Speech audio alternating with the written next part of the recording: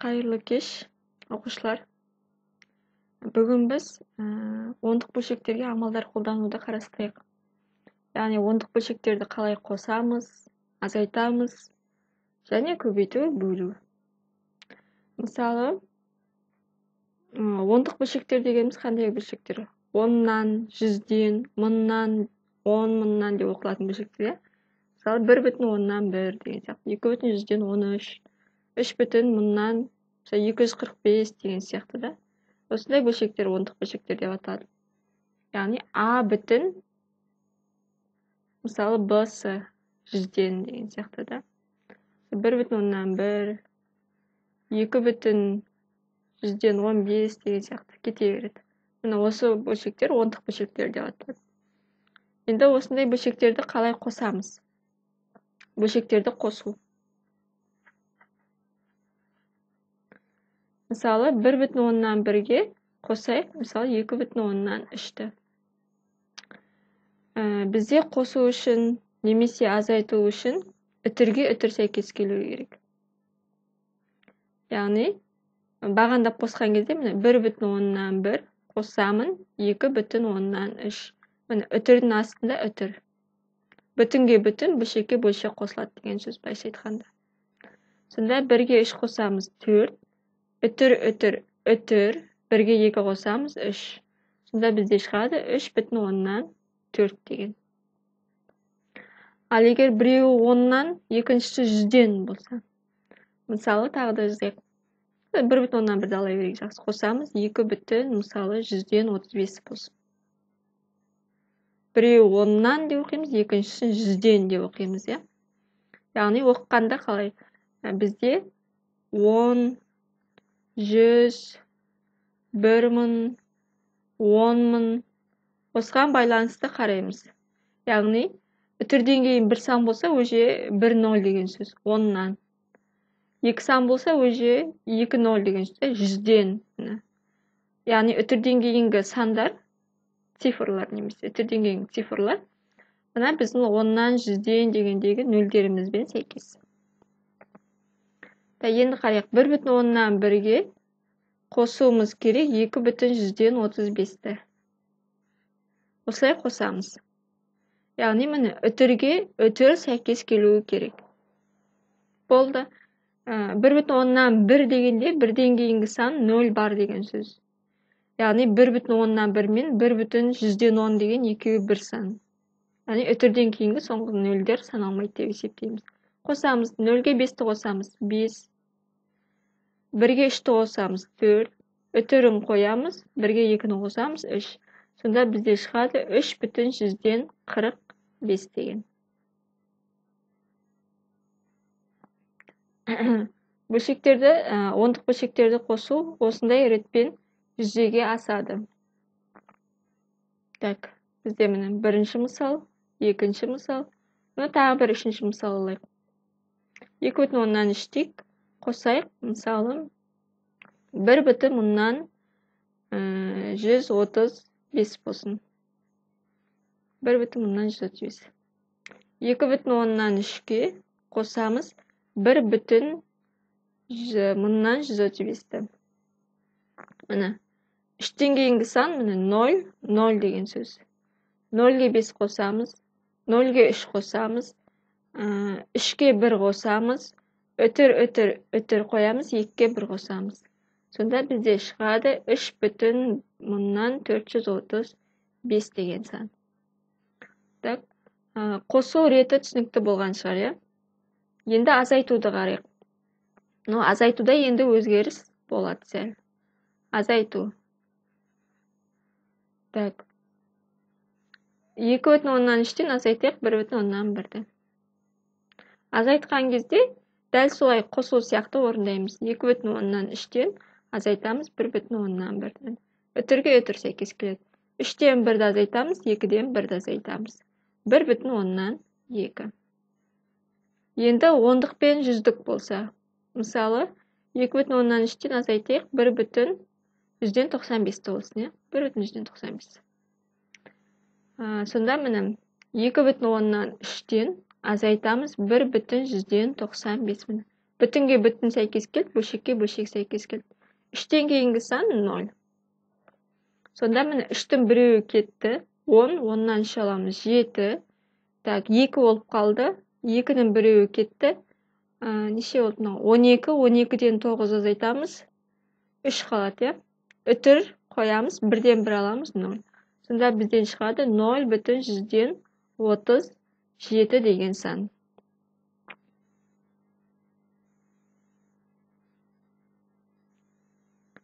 Так. 95 екен ғына. 95. 35. Так, кешіріңіздер, мына жерде 95 екен. 35. 0,135 деген сан шықты. Азайтудың реті осындай. Мысалы, кіші санына үлкен санды алатын болсақ, мысалы, 1,115 болсын. Азайтуымыз керек, мысалы, 3,10-4 болсын. 1,115-тен азайтамын 3,10-4. Енді оқыққандағы сандарды қараймыз. 1,де оқимыз, 3,де оқимыз. Значит, 3,0 үлкен. Яғни біз кіші санынан үлкен санды алайын деп тұрмыз. 1,0 3,нен кіші. Демек, сразу минустан басын қоямыз. Сосын 3,10-4-тен азайтамыз 1,115-ті. Азайту амалын жаңа екінші мысал сияқты орындаймыз. 4-тен кейін 0 бар. 10-нан 5 аламыз 5. 3-тен 1 аламыз 2. Үтірін қоямыз. 3-тен 1 азайтамыз 2. Сонда бізде минус 2,125 деген сан шығады. Так, бұл қосу мен азайтудың қасиеттері. Орындау реті. Енді көбейту осы. Көбейту. 1,10-нан 1-ге көбейте 2,10-нан 3-ті. Жаңа бірінші мысалды қарап отырық. Енді көбейткен кезде үтірдің орналасу реті маңызды емес. 1,10-нан 1-ге көбейтем 2,10-нан 3. Кәдімгі 11-ге 23-ті қалай көбейтеміз, сол ретпен көбейтеміз. 1-ді 3-ге көбейтеміз 3, 1-ді 3-ге көбейтеміз 3. 2-ні 1-ге көбейтеміз 2, 1-ді 2-ге көбейтеміз 2. Қосамыз 3, 5, 2. 253 деген сан шықты. Енді бізде 1,10-нан 1 мен 2,10-нан 3 болғандықтан үтірден кейінгі сандарды санаймыз. Яғни 1,10-нан 1 дегенде үтірден кейін міне 1 сан бар. 2,10-нан 3 дегенде үтірден кейін 1 сан бар. Сонда жалпы үтірден кейін 2 сан бар. Демек, 10 жақтан сол жаққа қарай, яғни мына жаққа қарай, 10-нан солға қарай 2 үтір ажыратам деген сөз. 1 үтір, 2 үтір. Сонда бізде шығады 2,153 деген сан. 2,153 деген сан. Тағы бір мысал қарайық. 1,10-нан 1-ді көбейтейік. Мысалы, жаңа неше деп алдық? 2,135 деп алдық, 2,135-ге. 3 таңбалы санды бірінші жазайық. 2,135-ті көбейтеміз 1,10-нан 1-ге. Сәйкесінше бірінші 235-ті 1-ге көбейтеміз, сосын 235-ті екінші 1-ге көбейтеміз. Бірінші мына 1-ге көбейтеміз. 5, 3, 2. Өже екінші санды көбейтетін кезде екіншісінің астына жазамыз. 5, 3, 2. Қосамыз. 5, 8, 5, 2. 2585. Енді үтірден кейінгі сандарды санаймыз. 2,135 дегенде міне үтірден кейін 2 сан бар. 1,10-нан 1 дегенде үтірден кейін 1 сан бар. Демек, жалпы үтірден кейін 3 санға жылжытамыз. Міне 10-нан солға қарай. 1, 2, 3. Сонда бізде шығады 2,11585 деген. 2,11585. Көбейту реті осындай. Өже 3 жүздік, мыңдық, 10 мыңдық болса да бәрібір үтірден кейінгі сандардың үтір жылжытудың жалпы ережесі осындай. Яғни общий үтірден кейін неше сан бар, сонша үтір 10-нан солға қарай жылжытамыз. Так, енді бөлуді қарайық.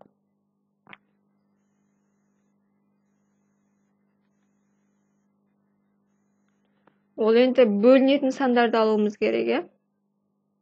Мысалы, нешені аламыз? Так, бізге бөлінетін сандар болғаны жақсы қазір. Мысалға алған кезде. Мысалы,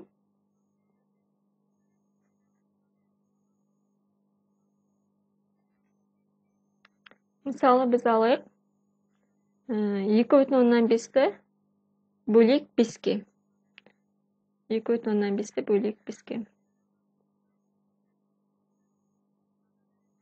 Біреуі ондық бөлшек, екіншісі натурал санды.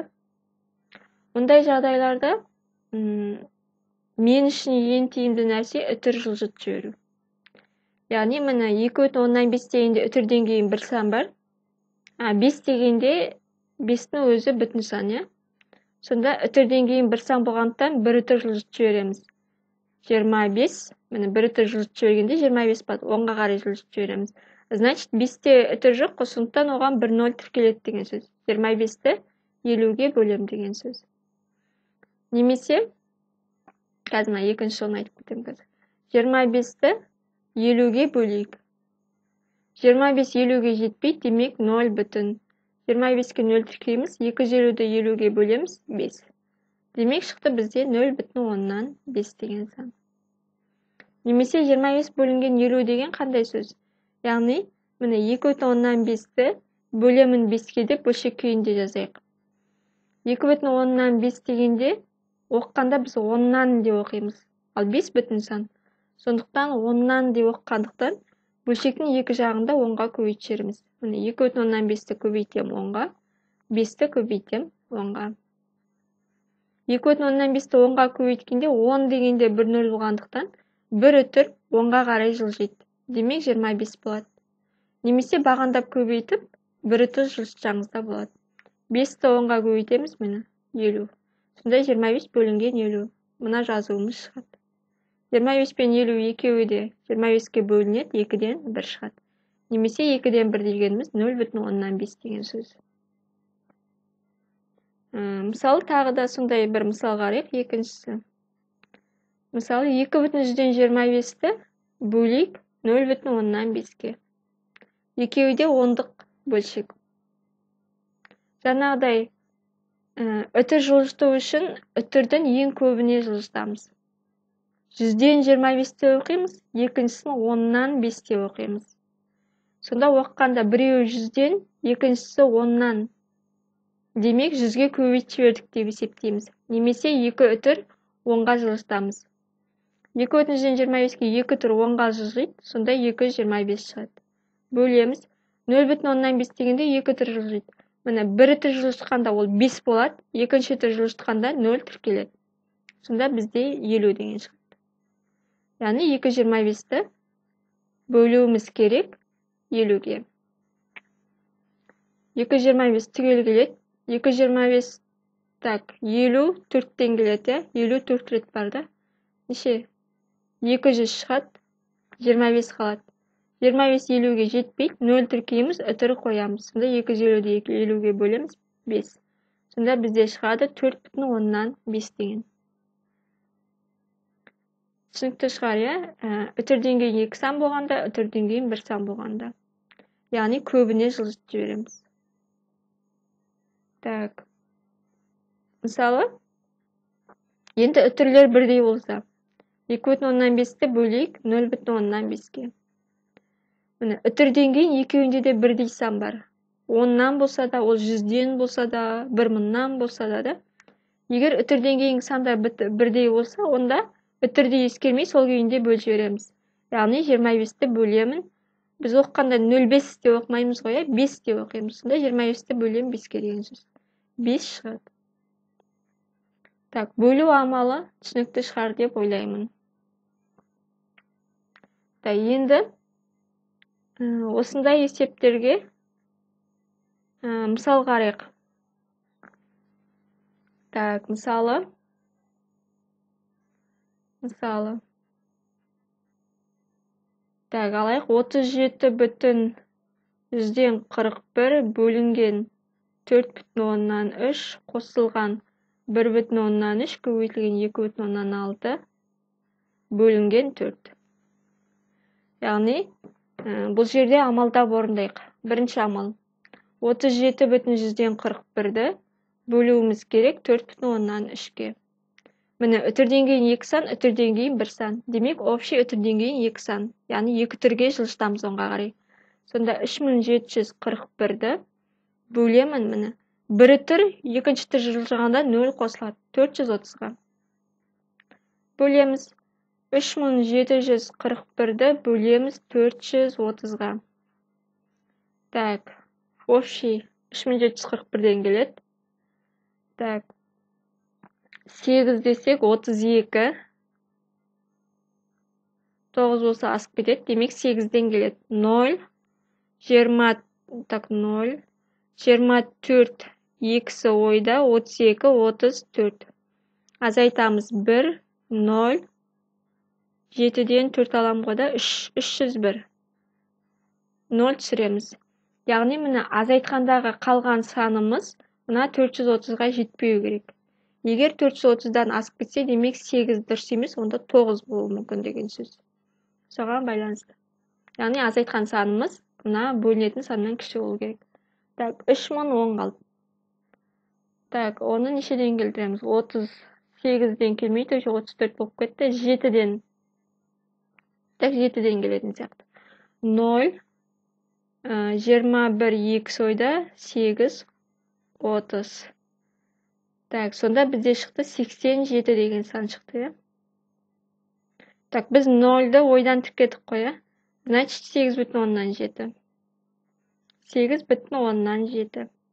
Екіншісі, 1,3-ті көбейтуіміз керек 2,6-ға. 1,3-ті көбейтеміз 2,6-ға. Кәдімгі 13-ті 26-ға көбейтеміз. 18, 1 ойда, 6, 7. 6, 2. Қосамыз 8, 13, 30. 338. Үтір жылжытамыз. Міне, үтірден кейін 1 сан, үтірден кейін 1 сан. Демек, 10-нан солға қарай үтірден кейін 2 сан.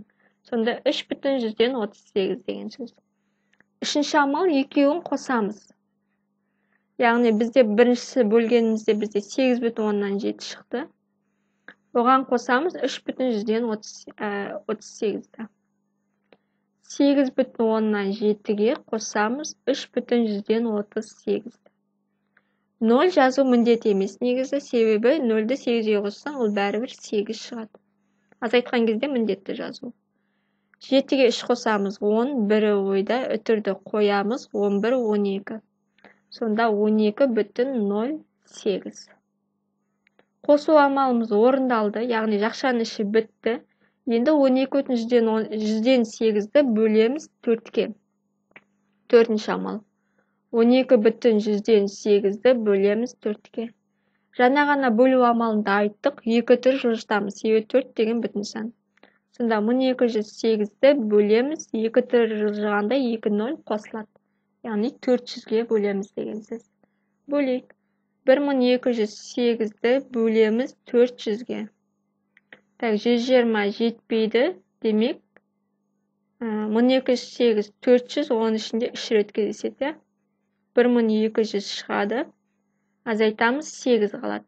8 400-ге жетпейді, демек 1 0 тіркегенде 1 үтір қоямыз. 80 400-ге жетпейді, тағы 1 0 тіркейміз. Тағы бір, яғни біз 2 рет сан тіркеген кезде 1 0 қойылады. 800-ді 400-ге бөлеміз 2. Демек 3,100-ден 2. Сонда берілген өрнектің мәні 3,100-ден 2-ге тең деген сөз. Амалдар реті осындай.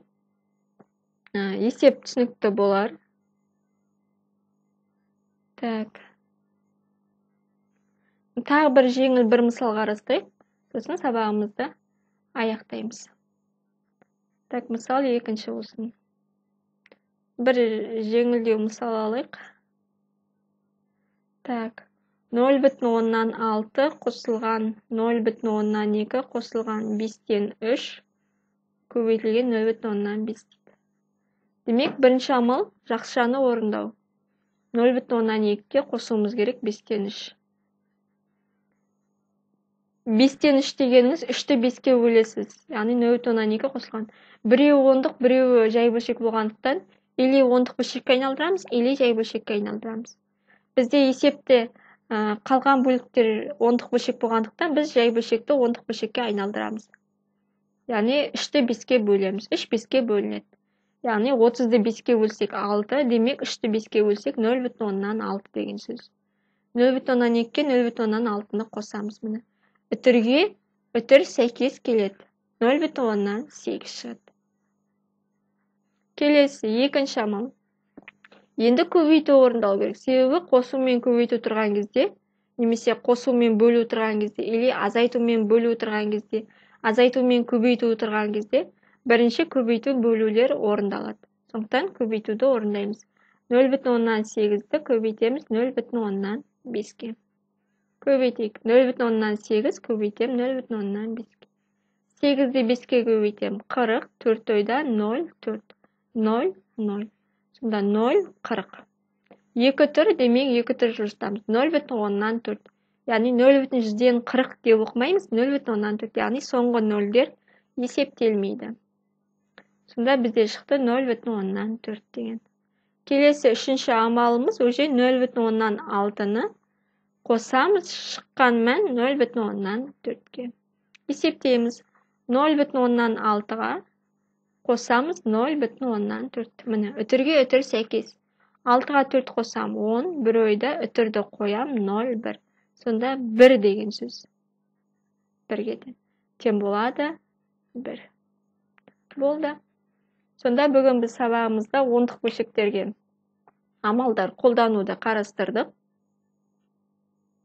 Бүгінгі тақырып осындай. Егер қандай да бір сұрақтарыңыз болса, комментарийға жазыңыздар, каналға подписаться етіңіздер, лайк қойыңыздар. Сау болыңыздар.